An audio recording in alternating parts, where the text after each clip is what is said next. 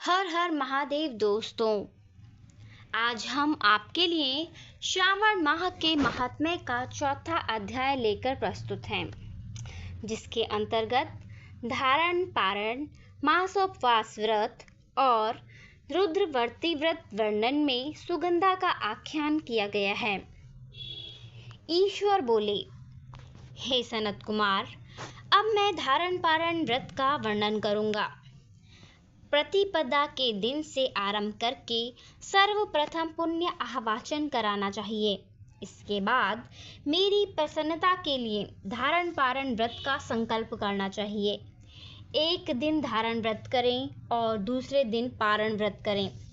धारण में उपवास तथा पारण में भोजन होता है। श्रावण मास के समाप्त होने पर सबसे पहले पुण्य आवाचन कराना चाहिए। इसके बाद हे मानद, आचार्य तथा अन्य ब्राह्मणों का वरण करना चाहिए। तत्पश्चात पार्वती तथा शिव की स्वर्ण निर्मित प्रतिमा को जल से भरे हुए कुंभ पर स्थापित कर रात में भक्ति पूर्वक पूजन करना चाहिए तथा पुराण श्रवण आदि के साथ रात भर जागरण करना चाहिए। प्रातःकाल अग्नि स्थापन करके विधि पूर्वक होम कराना चाहिए। त्रयंबक इस मंत्र से तिल मिश्रित भात की आहुति डालनी चाहिए। उसी प्रकार शिव गायत्री मंत्र से घृत मिश्रित भात की आहुति डालें और पुनः षडाक्षर मंत्र से खीर की आहुति प्रदान करें। तदनंतर पूर्ण आहुति देकर होम शेष का समापन करना चाहिए। इसके बाद में ब्राह्मणों को भोजन कराना चाहिए। साथ ही आचार्य की पूजा करनी चाहिए। हे महाभाग, इस प्रकार से उद्यापन संपन्न करके मनुष्य ब्रह्म हत्या आदि पातकों से मुक्त हो जाता है, इसमें कोई संदेह नहीं है। अतएव इस महाव्रत को अवश्य करना चाहिए। हे मुने, अब श्रावण में मास उपवास की विधि को आदर पूर्वक सुनिए। प्रतिपदा के दिन प्रातःकाल इस व्रत का संकल्प करें। स्त्री हो या पुरुष, मन तथा इंद्रियों को नियंत्रित करके इस व्रत को करें। अमावस्या तिथि को लोक का कल्याण करने वाले वृष ध्वज शंकर की अर्चना पूजा षोडश उपचारों से करें। तदनंतर अपने सामर्थ्य के अनुसार वस्त्र तथा अलंकार आदि से ब्राह्मणों का पूजन करें। उन्हें भोजन कराएं तथा प्रणाम करके विदा करें। इस प्रकार से किया गया मास उपवास व्रत मेरी प्रसन्नता कराने वाला होता है। हे सनत कुमार, मनुष्यों को सभी सिद्धियां प्रदान करने वाली लक्ष्य संख्या परिमित रुद्रवर्ती व्रत के निधान को सावधान होकर सुनिए। अत्यंत आदर पूर्वक कपास की 11 तंतुओं से बत्तियां बनानी चाहिए। हे रुद्रवर्ती नाम वाली बत्तियां मुझे प्रसन्न करने वाली हैं। मैं श्रावण मास में भक्तिपूर्वक दिवौन के देव गौरीपति महादेव का इन 1 लक्ष संख्या वाली बत्तियों से निराजन करूंगा। इस प्रकार श्रावण मास के प्रथम दिन विधि पूर्वक संकल्प करके महीने भर प्रतिदिन शिवजी का पूजन कर 1000 बत्तियों से निराजन करें और अंतिम दिन 71,000 बत्तियों से निराजन करें, अथवा प्रतिदिन 3000 बत्तियां आदर पूर्वक अर्पण करें और अंतिम दिन 13,000 बत्तियां समर्पित करें, अथवा एक ही दिन सभी 1,00,000 बत्तियों को मेरे समक्ष जलाएं। प्रचुर मात्रा में घृत में भिगोई जो स्निग्ध बत्तियां होती हैं, वे मुझे प्रिय हैं। तत्पश्चात मुझ विश्वेश्वर का पूजन करके कथा का श्रवण करें। सनत कुमार बोले, हे देवदेव, हे जगन्नाथ, हे जगदानंद कारक, कृपा करके आप मुझे इस व्रत का प्रबंध बताएं। हे प्रभु, इस व्रत को सर्वप्रथम किसने किया तथा इसके उद्यापन में क्या विधि होती है? ईश्वर बोले, हे ब्रह्मपुत्र, व्रतों में उत्तम इस रुद्रवर्ती व्रत के विषय में सावधान होकर सुनिए। यह व्रत महापुण्यप्रद सभी उपद्रवों का नाश करने वाला है, प्रीति तथा सौभाग्य देने वाला, पुत्र पौत्र समृद्धि करने वाला, व्रत करने वाले के प्रति शंकर जी की प्रीति उत्पन्न करने वाला तथा परम पद शिवलोक को देने वाला है। तीनों लोकों में इस रुद्रव्रती के समान उत्तम कोई व्रत नहीं है। इस संबंध में लोग यह प्राचीन दृष्टांत देते हैं। क्षिप्रा नदी के रम्य तट पर उज्जैनी नामक एक सुंदर नगरी थी। उस नगरी में सुगंधा नामक एक परम सुंदरी वीरांगना थी। उसने अपने साथ संसर्ग के लिए अत्यंत दुस्सह शुल्क निश्चित किया। 100 स्वर्ण मुद्रा देकर संसर्ग करने की शर्त रखी थी। उस सुगंधा ने युवकों तथा ब्राह्मणों को नष्ट कर दिया था। उसने राजाओं तथा राजकुमारों को नग्न करके उनके आभूषण आदि लेकर उनका बहुत तिरस्कार किया। इस प्रकार उस सुगंधा ने बहुत लोगों को लूटा था। उसके शरीर की सुगंध से कोस भर का स्थान सुगंधित रहता था।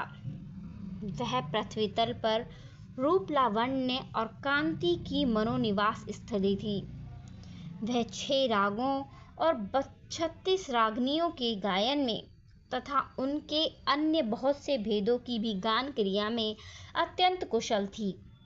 वह नृत्य में रंभा आदि देवांगनाओं को भी तिरस्कृत कर देती थी और अपने एक एक पग पर अपनी गति से हाथियों तथा हंसों का उपहास करती थी। किसी दिन वह सुगंधा कटाक्षों और भौचालान के द्वारा कामपर्णों को छोड़ती हुई क्रीड़ा करने के विचार से क्षिप्रा नदी के तट पर गई। उसने ऋषियों के द्वारा सेवित मनोरम नदी को देखा। वहां कई विप्र ध्यान में लगे हुए थे तथा कई जप में लीन थे, कई शिरवाचन में रत थे तथा कई विष्णु के पूजन में तल्लीन थे। हे महामुने, उसने उन ऋषियों के बीच विराजमान विनी वशिष्ठ को देखा। उनके दर्शन के प्रभाव से उसकी बुद्धि धर्म में प्रवृत्त हो गई। जीवन तथा विशेष रूप से विषयों से उसकी विरक्ति हो गई। वह अपना सिर झुकाकर बार बार मुनि को प्रणाम करके अपने पांव की निवृत्ति के लिए मुनि श्रेष्ठ वशिष्ठ जी से कहने लगी। सुगंधा बोली, हे अनाथनाथ, हे विप्रेंद्र, हे सर्व विद्या विशारद, हे योगीश, मैंने बहुत से पाप किए हैं। अतः हे प्रभु, उन समस्त पापों के नाश के लिए मुझे उपाय बताएं। ईश्वर बोले, हे सनत कुमार, उस सुगंधा के इस प्रकार कहने पर वे दीन वत्सल मुनि वशिष्ठ अपनी ज्ञान दृष्टि से उसके कर्मों को जानकर आदर पूर्वक कहने लगे। वशिष्ठ बोले, तुम सावधान होकर सुनो। जिस पुण्य से तुम्हारे पाप का पूर्ण रूप से नाश हो जाएगा, वह सब मैं तुमसे कह रहा हूँ। हे भद्रे, तीनों लोकों में विख्यात वाराणसी में जाओ। वहां जाकर तीनों लोकों में दुर्लभ महान पुण्य देने वाले तथा शिव के लिए अत्यंत प्रीतिकर रुद्रवर्ती नामक व्रत को उस क्षेत्र में करो। हे भद्रे, इस व्रत को करके तुम परम गति प्राप्त करोगी। ईश्वर बोले, तब उसने अपना धन लेकर सेवक तथा मित्र सहित काशी में जाकर वशिष्ठ के द्वारा बताए गए विधान के अनुसार व्रत किया।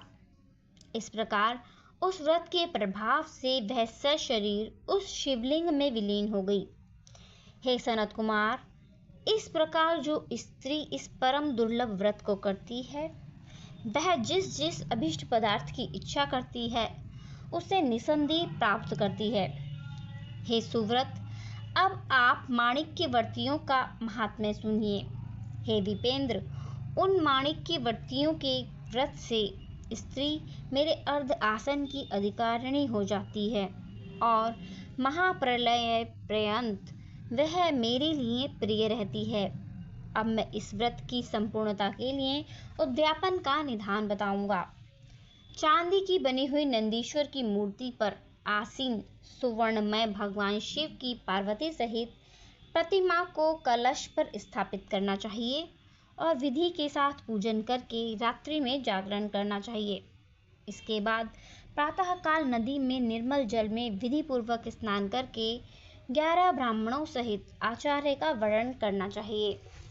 तत्पश्चात रुद्र सूक्त से अथवा गायत्री से अथवा मूल मंत्र से घृत, खीर तथा बिल्व पत्रों का होम करना चाहिए। इसके बाद पूर्णाहुति होम करके आचार्य आदि की विधिवत पूजा करनी चाहिए तथा सपत्नीक 11 उत्तम विप्रों को भोजन कराना चाहिए। हे सनत कुमार, जो स्त्री इस प्रकार के व्रत करती है वह समस्त पापों से मुक्त हो जाती है। तत्पश्चात विधान पूर्वक कथा सुनकर स्थापित की गई समस्त सामग्री ब्राह्मणों को दे देनी चाहिए। इससे निश्चित रूप से 1000 अश्वमेध यज्ञों का फल प्राप्त होता है। इस प्रकार श्री स्कंद पुराण के अंतर्गत ईश्वर सनत्व कुमार संवाद में श्रावण मास महात्म्य में धारण पारण मासोपवास रुद्रवर्ती कथन नामक चौथा अध्याय पूर्ण हुआ। धन्यवाद। हर हर महादेव दोस्तों।